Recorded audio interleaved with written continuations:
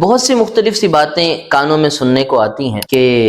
شیشہ ٹوٹ جائے تو کچھ برا ہونے والا ہے، خالی کینچی نہیں چلانی چاہیے، اسی طرح فلاں پرندہ منحوس ہے، فلاں جانور اگر راستہ کاٹ جائے تو آگے نہیں گزرنا چاہیے، اگر فلاں شخص صبح صبح دیکھنے میں آ جائے تو وہ دن منحوس ہوتا ہے۔ یہ سب ایسی باتیں ہیں جن کا اسلام سے کوئی تعلق نہیں، نہ ان کا حقیقت سے کوئی تعلق۔ اللہ پاک جل جلالہ جب کسی کو کسی مصیبت میں ڈالنا چاہے تو کوئی بچا نہیں سکتا، اور اگر اللہ کسی کو نہ آزمانا چاہے تو دنیا کی کوئی چیز بھی اسے مصیبت میں نہیں ڈال سکتا۔ نبی پاک صلی اللہ تعالی علیہ وآلہ وسلم کی تعلیمات میں اسپیشلی اس بات کا ہمیں ذکر ملتا ہے کہ حضور نے بدشگونی لینے سے منع کیا ہے، کسی چیز کو اپنے حق میں منحوس سمجھنے سے منع کیا ہے، بلکہ اسپیشلی یہ مہینہ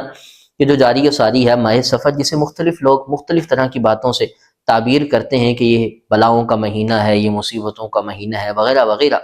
نبی پاک علیہ السلام نے فرمایا کہ لا سفرا، سفر میں ایسا کچھ نہیں ہے، بلکہ بعض تو یوں بھی کہتے ہیں کہ اگر سفر میں شادی کی جائے تو وہ شادی دیر پا تک قائم نہیں رہتی، تو شادی کے نتیجے اچھے نہیں ہوتے۔ جبکہ دیکھا جائے تو سید عالم صلی اللہ علیہ وسلم نے خود اپنی لخت جگر سیدہ فاطمہ الزہرا رضی اللہ تعالی عنہا کا نکاح اسی مہینے سفر میں حضرت علی سے کیا تھا۔ کیسی شادی تھی،